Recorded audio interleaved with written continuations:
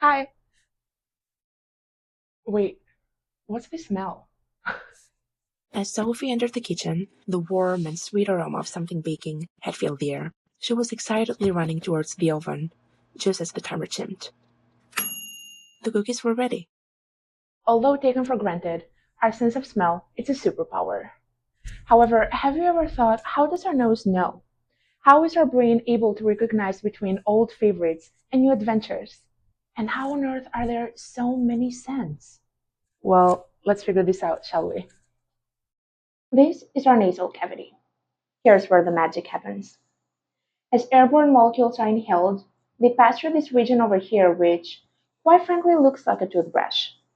This region is part of the olfactory system, and all these bristles are peripheral endings of olfactory neurons.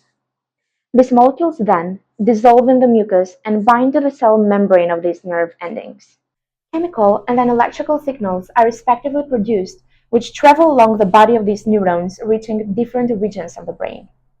Some neurons might reach the limbic system and the hypothalamus part of the brain, which among their many different functions that they are also responsible for our long-term memory and emotional response as well.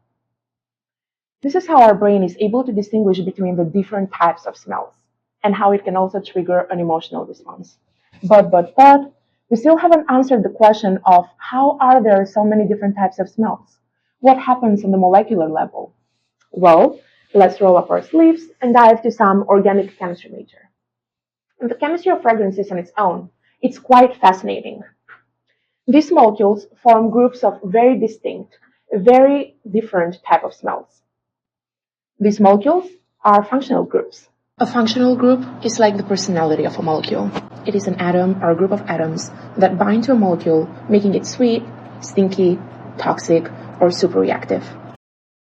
Each functional group has its own characteristics.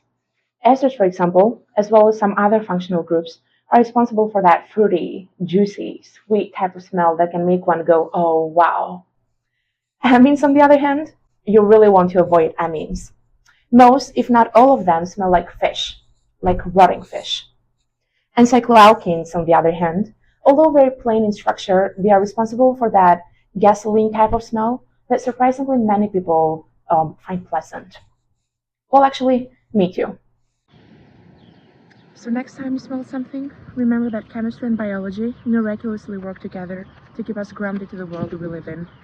Thank you.